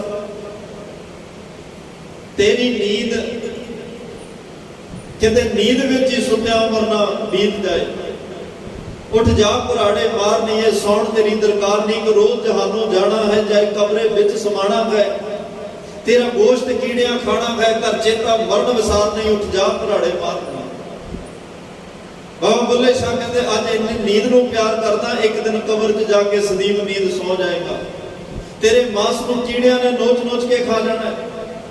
ਅੱਜ ਸੌਣ ਦਾ ਵੇਲਾ ਨਹੀਂ ਭਲਿਆ, ਅੱਜ ਜਾਗ ਕੇ ਇਬਾਦਤ ਕਰਨ ਦਾ ਵੇਲਾ ਹੈ। ਤਾਂ ਹੀ ਕਬੀਰ ਸਾਹਿਬ ਨੇ ਕਿਹਾ, ਕਬੀਰ ਸੁਣਦਾ ਕਿਆ ਕਰੈ, ਉੱਠ ਕੇ ਨਾ ਜਪੈ ਮੁਰਾਰ, ਇੱਕ ਦਿਨ ਸੌਮਨ ਹੋਏ ਕੋ ਲਾਂਬੇ ਗੋੜ ਵਿਸਾਰ। ਕਬੀਰ ਸੁਣਦਾ ਕਿਆ ਕਰੈ, ਬੈਠਾ ਰਹੋ ਅਰ ਜਾਗ, ਜਾਗੇ ਸੰਗ ਤੇ ਵਿਚਰਾ ਤਾਂ ਹੀ ਕਹਿ ਸੰਗ ਲਾਗ। ਸਤਿਗੁਰੂ ਕਹਿੰਦੇ ਕਦੇ ਸੁੱਤਿਆਂ ਹੀ ਨਾ ਬਿਹਾਲ ਹੈ। ਬੜੇ ਲੋਕ ਸੁੱਤੇ ਸੀ ਜਿਹੜੇ ਲੁੱਟੇ ਗਏ, ਸੁੱਤਿਆਂ ਸੁੱਤਿਆਂ ਉਮਰ ਗਵਾ ਗਏ ਸਾਰੀ। ਦੋ ਤਰ੍ਹਾਂ ਦੀ ਨੀਂਦ ਹੈ, ਇੱਕ ਮਨ ਦੀ ਨੀਂਦ, ਇੱਕ ਤਨ ਦੀ ਨੀਂਦ। ਤਨ ਦੀ ਨੀਂਦ ਤਾਂ ਕਿਸੇ ਦੀ 5 6 7 8 10 12 ਘੰਟੇ, ਬੱਚੇ 22 ਘੰਟੇ ਸੁੱਤੇ ਰਹਿੰਦੇ ਆ। ਬਜ਼ੁਰਗਾਂ ਦੀ ਨੀਂਦ 2 3 2.5 4 ਘੰਟਿਆਂ ਦੀ ਰਹਿ ਜਾਂਦੀ ਹੈ। ਇਸ ਉਮਰ ਦੀ ਹੱਦ, ਇਸ ਨੀਂਦ ਦੀ ਸੀਮਾ ਹੁੰਦੀ ਹੈ। ਕੋਈ 2 4 8 10 ਘੰਟਿਆਂ ਬਾਅਦ ਨਾ ਵੀ ਜਗਾਓ ਤਾਂ ਵੀ ਜਾਗ ਆ ਜਾਂਦੀ ਹੈ। ਪਰ ਇੱਕ ਮਨ ਦੀ ਨੀਂਦ ਹੈ ਜਿਹਦੀ ਜੇ ਇੱਕ ਵਾਰੀ ਸੌ ਜਾਏ, ਪਾਤਸ਼ਾਹ ਕਹਿੰਦੇ ਕਈ ਵਾਰ ਮਨ ਸੁੱਤੇ ਸੁੱਤੇ ਸਾਰੀ ਉਮਰ ਹੀ ਲੱਗ ਜਾਂਦੀ, ਇਹਨੂੰ ਜਾਗ ਹੀ ਨਹੀਂ ਆਉਂਦੀ। ਜਦੋਂ ਜਾਗ ਆਉਂਦੀ ਹੈ ਉਦੋਂ ਸਮਾਂ ਨਹੀਂ ਹੁੰਦਾ, ਉਦੋਂ ਵੇਲਾ ਲੰਘ ਚੁੱਕਿਆ ਹੁੰਦਾ। ਜਦੋਂ ਗੱਡੀ ਸਟੇਸ਼ਨ ਤੋਂ ਲੰਘ ਗਈ ਫਿਰ ਜਾਗੇ ਦਾ ਕੀ ਫਾਇਦਾ। ਤਾਂ ਹੀ ਕਬੀਰ ਸਾਹਿਬ ਨੇ ਕਿਹਾ, ਕਬੀਰ ਲੁੱਟਣਾ ਹੈ ਤਾਂ ਲੁੱਟ ਲੈ, राम नाम है लूट, फिर पाछे पछताओगे जो प्राण जाएंगे छूट। फिर पछतावा पल्ले रह जाना भाई जे बाजी हथों निकल गई, पौड़ी छुट गई, फिर हाथ ना आवे। अहला जन्म गवाया, ये अहला जन्म है, ये दुर्लभ जन्म है, ये बेशकीमती जन्म है। जे ये पौड़ी के डंडे तो पैर तलक गया ना, ते फिर वो लंबा चौड़ा गेट गए, लंबा चक्कर गए। जिस लंबे चक्कर जो निकल के आया, जे दोबारे फिर उधर चले गए, गल बड़ी मुश्किल हो जानी है। इसलिए गुरु के घर में रह के गुरु की मत मुताबक, गुरु के हुक्म मुताबक, गुरु की आज्ञा, गुरु की रजा में चल के जियोइए। सतगुरु कहते जागना कीर्तन में जागना चंगा है, ते सोना उस तरह का ना सौ जिहदे नाल विकार पैदा होण, उस तरह की नीच ना सौ सुपनियां च गुलतान हो के कई घंटे समा अजाई गवा ले। ਸਰੀਰ ਨੇ ਜਿੱਥੇ ਨੀਂਦ ਦੀ ਗੱਲ ਹੈ, ਧੰਨ ਗੁਰੂ ਗੋਬਿੰਦ ਸਿੰਘ ਸਾਹਿਬ ਪਾਤਸ਼ਾਹ ਮਾਛੀਵਾੜੇ ਦੇ ਜੰਗਲ ਵਿੱਚ ਸਭ ਕੁਝ ਵਾਰ ਕੇ ਚਮਕੌਰ ਦਾ ਮਹਾਨ ਅਦੁੱਤੀ ਜੰਗ ਲੜ ਕੇ 72 ਘੰਟਿਆਂ ਬਾਅਦ ਜਦੋਂ ਸਰੀਰ ਧਰਤੀ ਤੇ ਲਾਉਂਦੇ ਆ, ਨੀਂਦ ਆ ਜਾਂਦੀ ਹੈ। ਨੀਂਦ ਜਿੱਥੇ ਸਰੀਰ ਦੀ ਗੱਲ ਆਉਂਦੀ ਹੈ, ਸਰੀਰ ਨੂੰ ਆਰਾਮ ਦੇਣ ਲਈ ਚਾਹੀਦੀ ਹੈ, ਪਰ ਸਭ ਕੁਝ ਨੀਂਦ ਹੋ ਜਾਏ ਕਿ 12-12 1-1 2-2 ਵਜੇ ਉੱਠਣਾ, ਅੱਧੀ ਦਿਹਾੜੀ ਸੁੱਤਿਆਂ ਲਗਾ ਦੇਣੀ, ਸਤਿਗੁਰੂ ਕਹਿੰਦੇ ਇਹ ਚੰਗੀ ਗੱਲ ਨਹੀਂ। ਤੇਰਾ ਖਾਣਾ ਕਿਹੋ ਜਿਹਾ ਹੋਵੇ, ਖਾਣਾ ਸਾਰਥਕ ਹੋਵੇ, ਪੌਸ਼ਟਿਕ ਹੋਵੇ, ਸਾਦਾ ਹੋਵੇ, ਜਿਹਨੂੰ ਖਾ ਕੇ ਤੇਰਾ ਤਨ ਵੀ ਠੀਕ ਰਵੇ, ਤੇਰਾ ਮਨ ਵੀ ਠੀਕ, ਕਿਉਂਕਿ ਆਪਾਂ ਕਹਿੰਦੇ ਨਾ ਜੈਸਾ ਅੰਨ ਵੈਸਾ ਮਨ। ਜਿਹੋ ਜਿਹਾ ਅਸੀਂ ਖਾਂਦੇ ਆ, ਮਾਸ ਖਾਣ ਨੂੰ ਐਸੇ ਕਰਕੇ ਰੋਕਦੇ ਆ ਸਤਿਗੁਰੂ ਸੱਚੇ ਪਾਤਸ਼ਾਹ, ਕਿਉਂਕਿ 5 ਵਿਕਾਰ ਇਨਸਾਨ ਵਿੱਚ ਪਹਿਲੇ ਹੀ ਨੇ, ਕਾਮ, ਕ੍ਰੋਧ, ਲੋਭ, ਮੋਹ, ਅਹੰਕਾਰ। ਤੇ ਜਦੋਂ ਕੋਈ ਇਨਸਾਨ ਮਾਸ ਖਾਂਦਾ ਹੈ ਕਿਸੇ ਜੀਵ ਦਾ, ਉਹਨਾਂ ਵਿੱਚ ਵੀ ਇਹ ਔਗਣ ਨੇ। ਹੋ ਸਕਦਾ ਉਹਨਾਂ 'ਚ ਹੰਕਾਰ ਨਾ ਹੋਵੇ, ਕਿਉਂਕਿ ਉਹਨਾਂ ਨੂੰ ਪਤਾ ਹੀ ਨਹੀਂ। ਸ਼ੇਰ ਨੂੰ ਕੀ ਪਤਾ ਮੇਰੀ ਤਾਕਤ ਕੀ ਹੈ, ਹਾਥੀ ਨੂੰ ਕੀ ਪਤਾ ਮੇਰੀ ਤਾਕਤ ਕੀ ਹੈ। ਜੇ ਉਹਨੂੰ ਇਹੀ ਨਹੀਂ ਪਤਾ ਮੇਰੀ ਤਾਕਤ ਕੀ ਹੈ, ਫਿਰ ਹੰਕਾਰ ਵੀ ਕਾਹਦਾ ਹੋਏਗਾ। ਪਰ ਉਹਨਾਂ ਵਿੱਚ ਇਹ ਵਿਕਾਰ ਮੌਜੂਦ ਨੇ। ਜਦੋਂ ਕੋਈ ਇਨਸਾਨ ਇਸ ਮਾਸ ਦਾ ਸੇਵਨ ਕਰਦਾ ਹੈ, ਫਿਰ ਇਹ ਜਿਹੜੇ ਅੰਦਰ 5 ਵਿਕਾਰ ਨੇ, ਇਹਨਾਂ ਨੂੰ ਹੋਰ ਤਾਕਤ ਮਿਲਦੀ ਹੈ, ਹੋਰ ਬਲ ਮਿਲਦਾ ਹੈ, ਇਨਸਾਨ ਹੋਰ ਆਪਣੀ ਜ਼ਿੰਦਗੀ ਤੋਂ ਭਟਕਦਾ ਹੈ। ਮਹਾਰਾਜ ਕਹਿੰਦੇ ਤੈਨੂੰ ਸ਼ਾਕਾਹਾਰੀ ਬਣਾਇਆ, ਮਾਸਾਹਾਰੀ ਨਹੀਂ।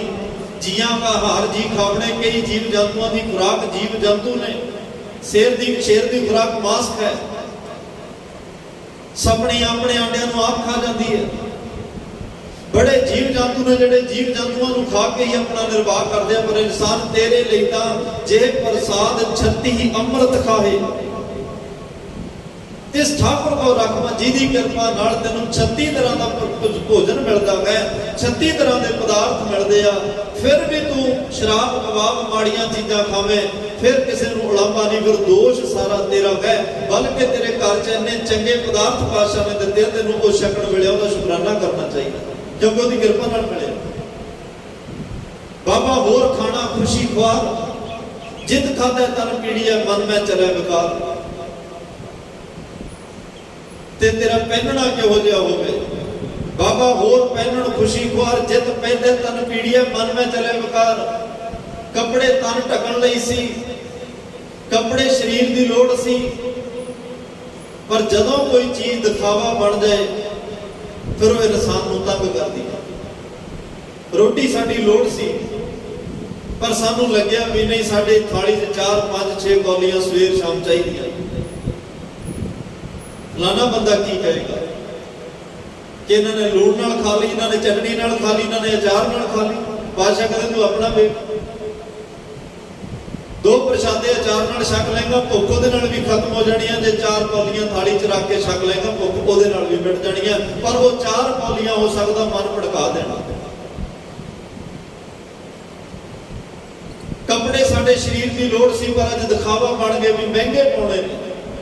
ਪੁਰਾਣੇ ਸਮਿਆਂ 'ਚ ਖੱਦਰ ਦੇ ਕੱਪੜੇ, ਘਰਾਂ ਵਿੱਚ ਚਰਖਾ ਡਾਹ ਕੇ ਸੂਤ ਕੱਤਣਾ, ਉਹ ਸੂਤ ਨੇ ਫਿਰ ਉਹਦੇ ਕੱਪੜੇ ਬੁਣੇ ਜਾਣੇ। ਫਿਰ ਦਰਜੀ ਨੇ ਜਿਹੋ ਜਿਹਾ ਵੇਚਾ ਹੋਣਾ ਖੁੱਲੇ ਤੇ ਉਹ ਇੱਕ ਤਰ ਢਕਣ ਲਈ।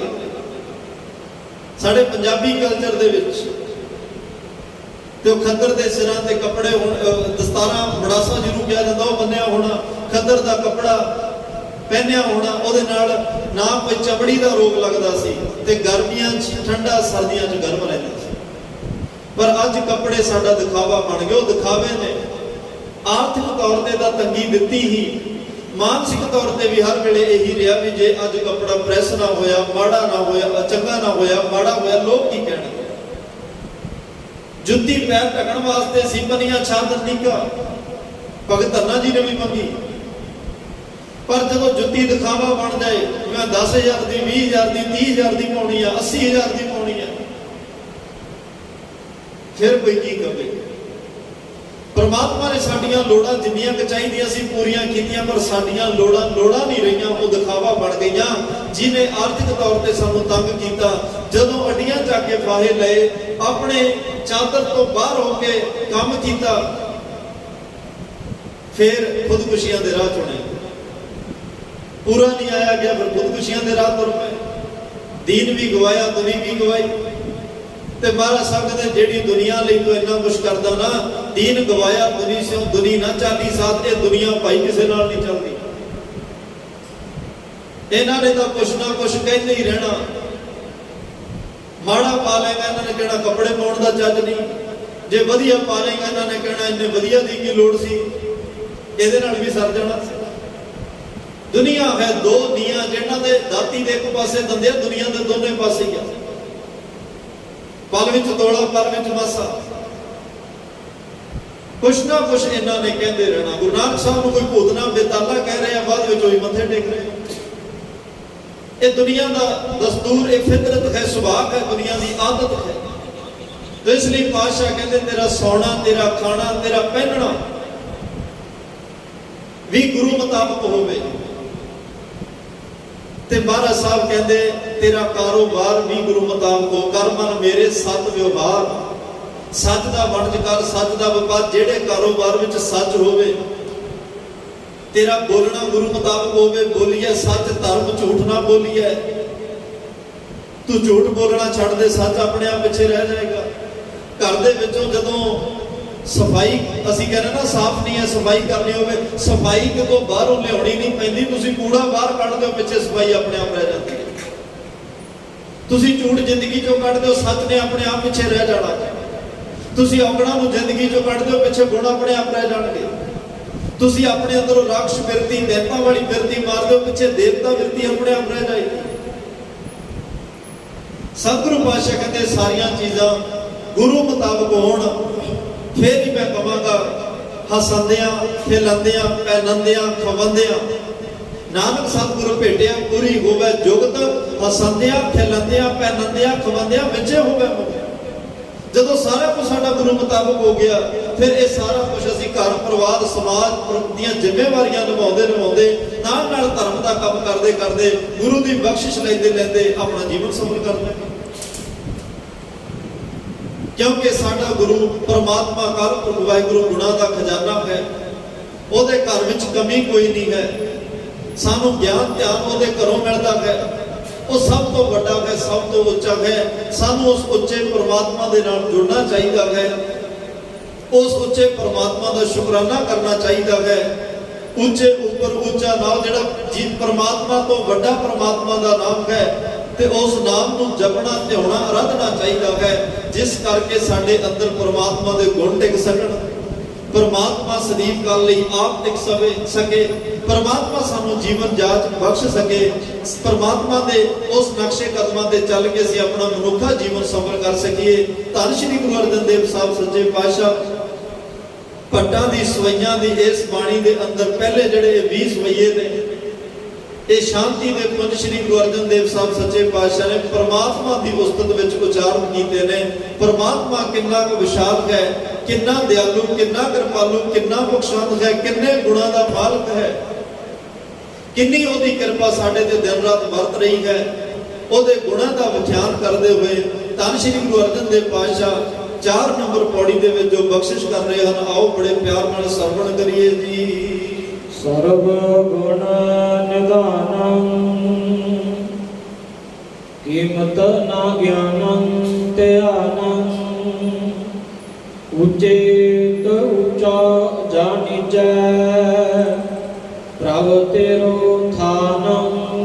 ਅਕਾਲ ਪੁਰਖ ਵਾਹਿਗੁਰੂ ਪਰਮਾਤਮਾ ਸਰਬ ਗੁਣ, ਸਾਰੇ ਗੁਣਾਂ ਦਾ ਜਿਹੜਾ ਉਹ ਖਜ਼ਾਨਾ ਹੈ, ਨਿਧਾਨਕ ਦੇ ਅਰਥ ਹੁੰਦਾ ਖਜ਼ਾਨਾ, ਸਾਰੇ ਗੁਣਾਂ ਨਾਲ ਭਰਪੂਰ ਹੈ। ਇਹ ਨਹੀਂ ਆਪਾਂ ਕਹਿ ਸਕਦੇ ਪਰਮਾਤਮਾ ਦੇ ਘਰ ਵਿੱਚ ਆ ਨਹੀਂ ਤੇ ਉਹ ਨਹੀਂ।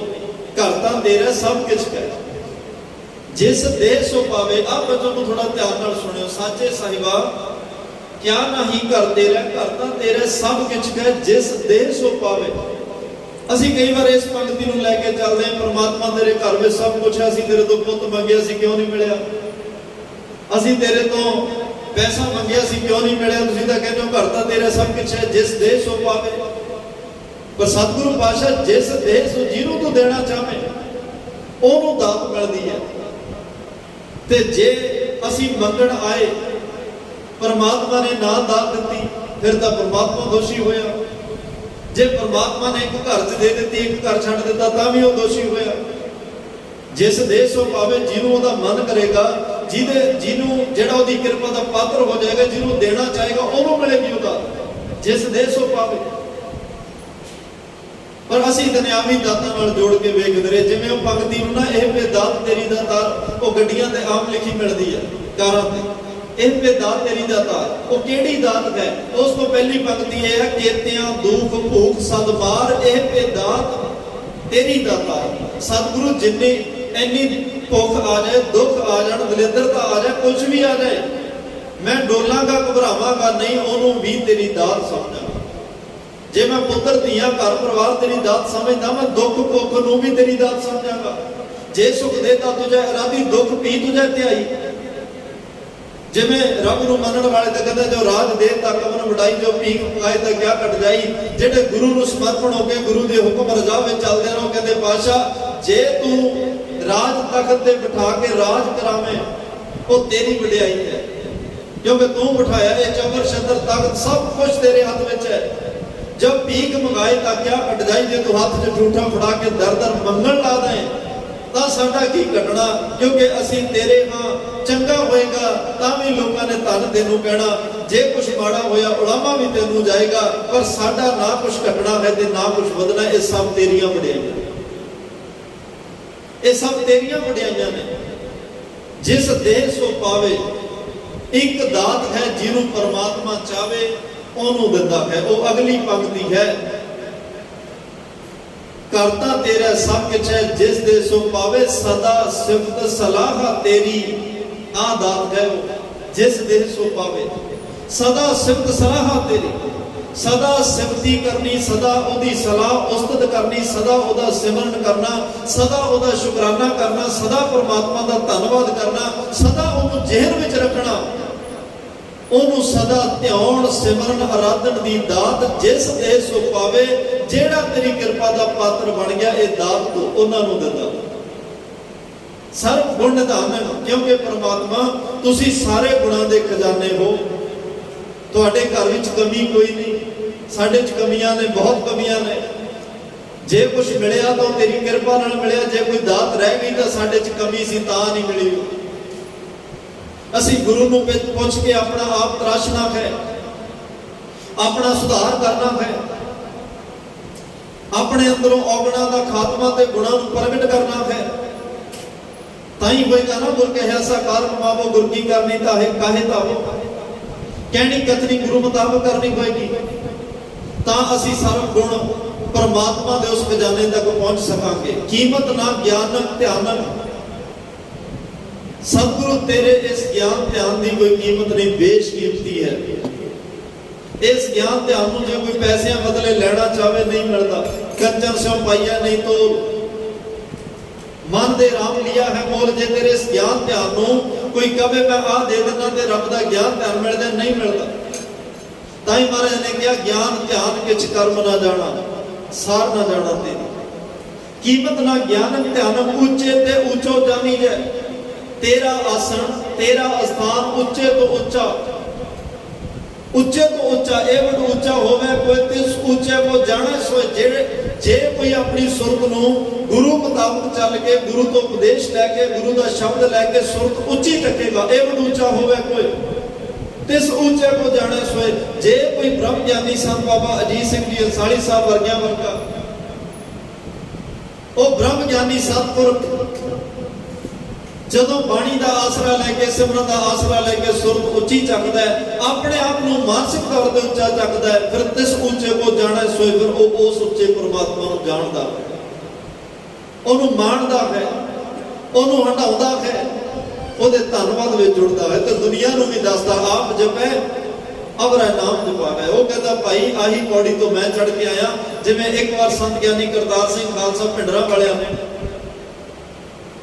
ਇੰਨੀ ਉੱਚੀ ਅਵਸਥਾ ਤੇ ਪਹੁੰਚ ਗਏ, ਸੰਤ ਬਾਬਾ ਸੁੰਦਰ ਸਿੰਘ ਖਾਲਸਾ ਭਿੰਡਰਾਂ ਵਾਲੇ, ਕਿ ਉਹਨਾਂ ਦੇ ਗ੍ਰੰਥਾਂ ਵਿੱਚ ਲਿਖਿਆ ਵੀ ਕਕਾਰ ਵੀ ਲਾਏ। ਮੈਂ ਮਹਾਂਪੁਰਸ਼ਾਂ ਤੋਂ ਸੁਣਿਆ ਕਕਾਰ ਵੀ ਲਾ ਦਿੱਤੇ, ਕਿਉਂਕਿ ਅਵਸਥਾ ਹੁਣ ਤਿੱਥੈ ਉਮਰਾ ਭੁਖੈ ਮਨ ਚੜਿਆ ਦਸਵੇਂ ਆਕਾਸ਼। ਫਿਰ ਮਹਾਂਪੁਰਸ਼ਾਂ ਨੇ ਬੇਨਤੀ ਕੀਤੀ, ਮਹਾਂਪੁਰਖੋ ਜਿਹੜੀ ਪੌੜੀ ਰਾਹੀਂ ਤੁਸੀਂ ਚੜ੍ਹ ਕੇ ਆਇਓ ਪੌੜੀ ਨਾ ਚੱਕੋ, ਲੱਗੀ ਰਹਿਣ ਦਿਓ, ਉਸ ਪੌੜੀ ਤੋਂ ਹੋਰ ਵੀ ਬੜਿਆਂ ਨੇ ਚੜ੍ਹਨਾ ਹੈ। ਤੁਸੀਂ ਰੋਲ ਮਾਡਲ ਹੋ ਕੌਮ ਦਾ, ਪੰਥ ਦਾ। ਤੁਹਾਨੂੰ ਵੇਖ ਕੇ ਤਨਾ ਦੇਖ ਮਨ ਚਾਓ ਉਠੰਦਾ, ਬਹੁਤ ਬਹੁਤ ਕਦ ਪਾਈ ਗੁਣਤਾਸਾ। ਤੁਹਾਨੂੰ ਵੇਖ ਕੇ ਦੁਨੀਆ ਨੂੰ ਗੁਰੂ ਯਾਦ ਆਉਂਦਾ ਹੈ, ਤੁਹਾਨੂੰ ਵੇਖ ਕੇ ਦੇਖਣ ਵਾਲਿਆਂ ਨੂੰ ਪਰਮਾਤਮਾ ਯਾਦ ਆਉਂਦਾ ਹੈ, ਤੁਹਾਨੂੰ ਵੇਖ ਕੇ ਮਨ ਵਿੱਚ ਚਾਹ ਬਣਨਾ ਕਿ ਅਸੀਂ ਵੀ ਇਹੋ ਜਿਹੇ ਬਣੀਏ। ਤੁਹਾਨੂੰ ਵੇਖ ਕੇ ਤਾਂ ਮਨ ਵਿੱਚ ਚਾਹ ਬਣਨਾ ਨਾ ਵੀ ਅਸੀਂ ਵੀ ਸਿਮਰਨ ਕਰੀਏ, ਤੁਹਾਨੂੰ ਵੇਖ ਕੇ ਚਾਹ ਬਣਨਾ ਵੀ ਅਸੀਂ ਵੀ ਅੰਮ੍ਰਿਤ ਛਕੀਏ, ਬਾਣੀ ਪੜ੍ਹੀਏ, ਇਹੋ ਜਿਹਾ ਬਾਣੀ ਦੇ ਧਾਰਨੀ ਹੋਈਏ। ਤੁਸੀਂ ਉਹ ਪੌੜੀ ਨਾ ਚੜ੍ਹੋ। ਤਾਂ ਇਸ ਲਈ ਉੱਚੇ ਤੇ ਉੱਚੋ ਜਾਨੀ ਜੈ, ਉਹ ਅਕਾਲ ਪੁਰਖ ਵਾਹਿਗੁਰੂ ਪਰਮਾਤਮਾ ਦਾ ਅਸਥਾਨ ਆਸਣ। ਸੁਣਿਆ ਹੈ ਕਿ ਸਭ ਤੋਂ ਉੱਚਾ ਹੈ ਪ੍ਰਭ ਤੇਰੋ ਥਾਨ, ਤੇਰਾ ਅਸਥਾਨ ਅਕਾਲ ਪੁਰਖ ਵਾਹਿਗੁਰੂ ਪਰਮਾਤਮਾ, ਉਸੀ ਉੱਚੇ ਤੋਂ ਉੱਚਾ ਸੁਣਿਆ ਹੈ। ਮਨ ਧਨ ਤੇਰੋ ਪ੍ਰਾਨੰ, ਏਕ ਸੂਤ ਹੈ ਜਹਾਨੰ। ਕਵਨ ਉਪਮਾ ਦਿਓ, ਵੱਡੇ ਤੇ ਵਡਾਨੰ। ਧੰਨ ਸ਼੍ਰੀ ਗੁਰੂ ਅਰਜਨ ਦੇਵ ਸਾਹਿਬ ਸੱਚੇ ਪਾਤਸ਼ਾਹ ਕਹਿੰਦੇ ਆ, ਮਨ ਤੇ ਧਨ, ਮੇਰਾ ਮਨ ਮੇਰਾ ਧਨ, ਤੇਰੋ ਪ੍ਰਾਨ, ਇਹ ਜਿਹੜੇ ਦਿੱਤੇ ਹੋਏ ਪ੍ਰਾਣ ਵੀ ਤੇਰੇ ਨੇ, ਮਨ ਵੀ ਤੇਰਾ, ਧਨ ਵੀ ਤੇਰਾ। ਇੱਕ ਹੈ ਸੂਤ ਹੈ ਜਹਾਨਮ, ਸੂਤ ਦੇ ਅਰਥ ਸੂਤਰ ਵੀ ਹੁੰਦੇ ਨੇ। ਸਤਿਗੁਰੂ ਸੱਚੇ ਪਾਤਸ਼ਾਹ ਨੇ ਉਹਦੇ ਹੁਕਮ ਰੂਪੀ ਸੂਤ ਦੇ ਵਿੱਚ, ਉਸ ਹੁਕਮ ਰੂਪੀ ਸੂਤਰ ਭਾਵ ਮਰਿਆਦਾ, ਨਿਯਮ ਦੇ ਵਿੱਚ ਸੂਤਰ ਦੇ ਅਰਥ ਮਰਿਆਦਾ, ਸੂਤ ਦੀ ਉਸ ਇਹ ਹੁਕਮ ਦੇ ਸੂਤ ਵਿੱਚ, ਹੁਕਮ ਦੀ ਜਿਹੜੀ ਪਾਤਸ਼ਾਹ ਨੇ ਇੱਕ ਲੜੀ ਹੈ, ਏਕਤਾ ਦੀ ਲੜੀ ਹੈ, ਇੱਕ ਨਿਯਮ ਮਰਿਆਦਾ ਦਾ ਉਹ ਸੂਤਰ ਹੈ।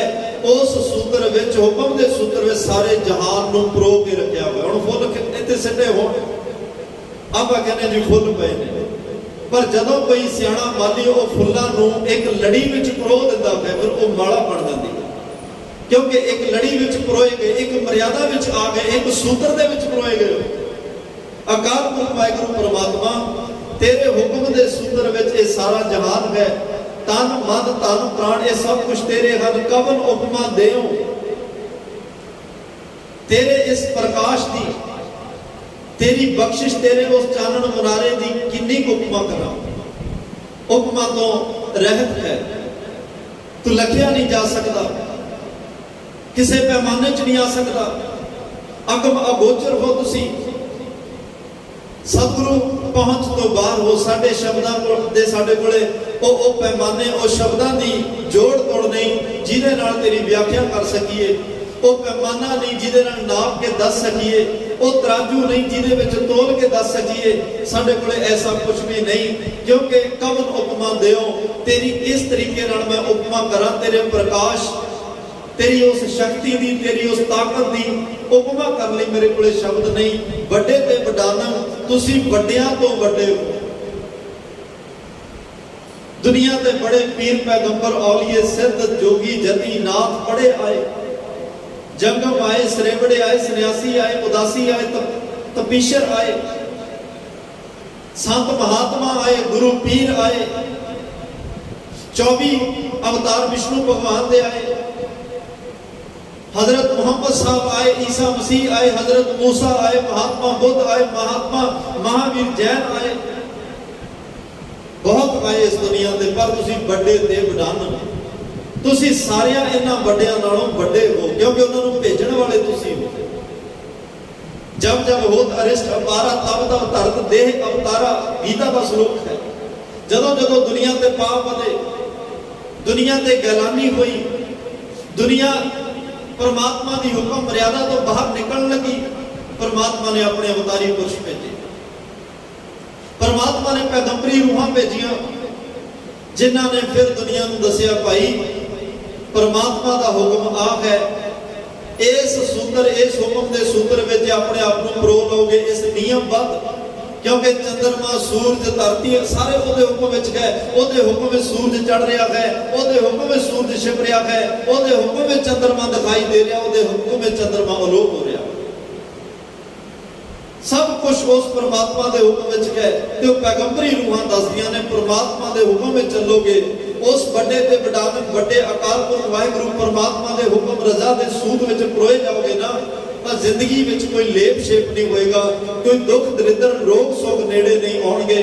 ਤੁਹਾਨੂੰ ਜ਼ਿੰਦਗੀ ਜਿਉਣ ਦੀ ਜਾਚ ਆ ਜਾਏਗੀ, ਤੁਹਾਡਾ ਲੋਕ ਵੀ ਸੌਖਾ ਤੇ ਪਰਲੋਕ ਵੀ ਸੁਹੇਲਾ ਹੋ ਜਾਏਗਾ। ਜਨ ਕੌਣ ਤੇਰੋ ਭਿਓ, ਅਲਖ ਅਪਾਰ ਦਿਓ। ਅਕਲ ਕਲਾ ਹੈ ਪ੍ਰਭ ਸਰਬ ਕੋ ਧਾਨੰ। ਜਾਣੈ ਕੌਣ ਤੇਰੋ ਭਿਓ, ਭਿਓ ਦਾ ਅਰਥ ਹੁੰਦਾ ਭੇਦ। ਅਕਾਲ ਪੁਰਖ ਵਾਹਿਗੁਰੂ ਪਰਮਾਤਮਾ ਤੇਰਾ ਕੋਈ ਭੇਦ ਨਹੀਂ ਜਾਣ ਸਕਦਾ। ਜੇ ਕਿਸੇ ਨੂੰ ਭੇਦ ਆਇਆ, ਸਾਬਰ ਅੰਦਰ ਸਾਬਰੀ ਤਨ ਏਵੇਂ ਜਾ ਲੈਨ ਹੋਣ ਨਜ਼ਦੀਕ ਖੁਦਾਈ ਦੇ ਭੇਦ ਨਾ ਕਿਸੇ ਦੇ। ਭੇਦ ਤਾਂ ਉਹ ਨਹੀਂ ਕਿਸੇ ਨੂੰ ਦੱਸਦੇ ਜਿਨ੍ਹਾਂ ਨੂੰ ਥੋੜੀ ਬਹੁਤੀ ਸਮਝ ਆਈ, ਤੇ ਤੇਰਾ ਭੇਦ ਕਿਸੇ ਨੂੰ ਆ ਵੀ ਨਹੀਂ ਸਕਦਾ। ਜੇ ਭੇਦ ਆਈ ਗਿਆ ਫਿਰ ਤਾਂ ਰੱਬ ਵਾਲੀ ਗੱਲ ਖਤਮ ਆ ਨਾ। ਫਿਰ ਤਾਂ ਜਿਹਨੂੰ ਭੇਦ ਆਏਗਾ ਉਹ ਕਹੇਗਾ ਮੈਂ ਰੱਬ ਹਾਂ, ਮੈਂ ਖੁਦਾ ਹਾਂ। ਜੋਗੀਆਂ ਦੀ, ਸੰਨਿਆਸੀਆਂ ਦੀ, ਜਗਮਾ ਸਰੇਵੜੇ ਇਹਨਾਂ ਦੇ ਉਦਾਸੀਆਂ ਤਪਿਸ਼ਰਾਂ ਦੇ ਵਿੱਚ ਇਹਨਾਂ ਦੀ ਸ਼ਿਖਰ ਹੈ ਅਹਮ ਬ੍ਰਹਮ। ਇਹ ਯੋਗ ਸਾਧਨਾ ਕਰਦੇ ਕਰਦੇ, ਮੈਡੀਟੇਸ਼ਨ ਕਰਦੇ ਕਰਦੇ ਜਦੋਂ ਅਵਸਥਾ ਦੇ ਪਹੁੰਚ ਜਾਂਦੇ ਨੇ, ਇਹ ਫਿਰ ਦੁਨੀਆ ਵਿੱਚ ਇੱਕ ਨਾਰਾ ਲਾਉਂਦੇ ਆ ਜਿਵੇਂ ਮਨਸੂਰ ਨੇ ਲਾਇਆ, ਅਨਲ ਹਕ ਮੈਂ ਖੁਦਾ ਹਾਂ। ਇਹ ਦੁਨੀਆ ਨੂੰ ਕਹਿੰਦੇ ਵੀ ਮੈਂ ਰੱਬ, ਮੈਂ ਖੁਦਾ ਹੋ ਚੁੱਕਿਆ। ਮੈਂ ਤੇ ਰੱਬ ਵਿੱਚ ਹੁਣ ਫਰਕ ਕੋਈ ਨਹੀਂ। ਲੇਕਿਨ ਗੁਰਮਤਿ ਦੀ ਜਿਹੜੀ ਸ਼ਿਖਰ ਹੈ, ਸਿੱਖੀ ਦੀ ਜਿਹੜੀ ਸ਼ਿਖਰ ਹੈ, ਉਹ ਸਤਿਗੁਰੂ ਪਾਤਸ਼ਾਹ ਦੇ ਦਰਸਾਏ ਮਾਰਗ ਤੇ ਚੱਲਦੇ ਚੱਲਦੇ ਸੁਰਤੀ ਕੇ ਮਾਰਗ ਚੱਲ ਕੇ ਮਿਲਿਓ ਆਤਮ ਪ੍ਰਗਾਸ। ਗੁਰੂ ਦੇ ਉਪਦੇਸ਼ ਨੂੰ ਸੁਣ ਕੇ ਮੰਨ ਕੇ ਧਿਆਉਂਦੇ ਕਮਾਉਂਦੇ ਕਮਾਉਂਦੇ ਉਹ ਜਦੋਂ ਅਵਸਥਾ ਤੇ ਪਹੁੰਚ ਜਾਂਦੇ ਆ, ਫਿਰ ਉਹਨਾਂ ਦੀ ਰਸਨਾ ਤੋਂ ਨਿਕਲਦਾ ਕਬੀਰ ਤੂੰ ਕਰਤਾ ਤੂੰ ਹੁਆ, ਮੁਝ ਮੈਂ ਰਹਾ ਨਾ ਹੂੰ। ਜਬ ਆਪਾ ਪਰ ਕਾ ਮਿਟ ਗਿਆ, जब देखो तब तू, जब हम होते तब तू नाही, अब तो ही मैं नाही। मोही तो ही अंतर कैसा कनक कटक जल तरंग जैसा। गुरमत दी शिखर ये है कबीर, जो किछ है सो तेरा, मेरा मुझ में किछ नहीं, जो किछ है सो तेरा। वो कहते परमात्मा हर पासे तू ही वरत रहा, मैं तेरे च अभेद हो गया, मैनू हुण हर पासे तेरा स्वरूप नजर आ रहा। जाने कौन तेरे भेद, तेरे भेद नू नहीं कोई समझ सकता, तेरे काम करते तरीके को कोई नहीं समझ सकता। किस तरीके नाल तुसी दुनिया समाज ये संसार चला रहे हो, इस भेद को कोई जान नहीं सकता। अलग अपार देओ तेरा प्रकाश सतगुरु पातशाह वो ना लिखे जाने वाला है। वो अपार पारावार तो रहत है, तेरी ताकत, तेरी शक्ति, तेरी होंद। अकल कला है प्रभु, इनू अकल नहीं अकल कला। तू एक बनावट तो रहत है, तेनू किसी शरीर ने, किसी कलाकार, किसी चित्रकार ने नहीं बनाया। तुसी अकल कला, कला तो रहत हो, चित्रकारी तो रहत हो, बनावट तो रहत हो। सर्व को धानम सतगुरु पातशाह सारियां थावां ते तुहाडा प्रकाश है, सारियां जगह ते तुसी व्यापक हो, हर पासे एक, हर एक जगह एक रस हो के वरत रहे हो जी। जन नानक भगत दर तुल ब्रह्म संसार, एक जीव क्या बखाना। धन गुरु नानक देव साहब सच्चे पातशाह गुरु अर्जन देव पातशाह कह रहे हैं, तुहाडे दर दे भगत, वो भगत दर तुल जिहड़े दर ते प्रवान हो चुके ने, जिहड़े तुहानू भा चुके ने, जिहड़े तुहाडे विच इकमिक हो चुके ने। अकाल पुरख वाहिगुरू परमात्मा ने जो गुरु नानक साहब गए ना, बाबा पैदा सचखंड नौ नित नाम करीबी पाई, उदों महाराज साहब को अकाल पुरख ने एक अमृत का प्याला दिता ते नाल ही कहा सी, नानक ये अमृत नाम का प्याला है, आप पियो औरों को पिलाओ। ते आज तो बाद मैं तेरा निर्गुण स्वरूप हाँ ते तू सरगुण स्वरूप है। मैं परमेश्वर ते तू गुरु परमेश्वर है। तेरे कर्म सारे मेरे कर्म होंगे, तेरी मर्यादा सारी मेरी मर्यादा होएगी, तेरे नियम सारे मेरे नियम होंगे। जो कुछ तेरी रसना ते बोलिया जाएगा, शरीर ते रसना तेरी होएगी, बोल सारे मेरे होंगे। ताई गुरु नानक साहब ने कहा सी, जैसी मैं आवे खसम की बाणी तैसड़ा करी ज्ञान वेला लोहा। आपको बोल ना जानता। मैं कहा सब हुक्माओ जे एक फकीर ने, मुसलमान फकीर ने गुरु नानक साहब को पूछा, ਤੁਹਾਡੀ ਜੀਵਨ ਦੀ ਅਗਵਾਈ ਕੌਣ ਕਰਦਾ ਹੈ? ਮਾਰੇ ਕਹਿੰਦੇ ਮੇਰੇ ਜੀਵਨ ਦੀ ਅਗਵਾਈ ਖੁਦਾਵੰਦ ਕਰੀਮ ਅੱਲਾਹ ਤਾਲਾ ਭਗਵਾਨ ਕਰਦਾ ਹੈ। ਉਹਨੇ ਕਿਹਾ ਜੀ ਮੇਰੇ ਜੀਵਨ ਦੀ ਅਗਵਾਈ ਕੌਣ ਕਰਦਾ? ਗੁਰੂ ਨਾਨਕ ਸਾਹਿਬ ਕਹਿੰਦੇ ਤੇਰੇ ਜੀਵਨ ਦੀ ਅਗਵਾਈ ਵੀ ਅੱਲਾਹ ਤਾਲਾ ਖੁਦਾਵੰਦ ਪਰਮਾਤਮਾ ਕਰਦਾ ਹੈ। ਉਹਨੇ ਕਿਹਾ ਪਰਮਾਤਮਾ ਦੇਖਿਆ ਨਹੀਂ, ਫਿਰ ਉਹਦੇ ਹੁਕਮ ਦਾ ਕੀ ਪਤਾ ਲੱਗੇ ਵੀ ਉਹਦਾ ਹੁਕਮ ਕੀ ਹੈ? ਉਹਦਾ ਹੁਕਮ ਸੁਣਾਈ ਕਿਵੇਂ ਦੇਵੇ? ਉਹਦਾ ਰੂਪ ਰੰਗ ਆਕਾਰ ਤੋਂ ਵੱਖ ਹੈ।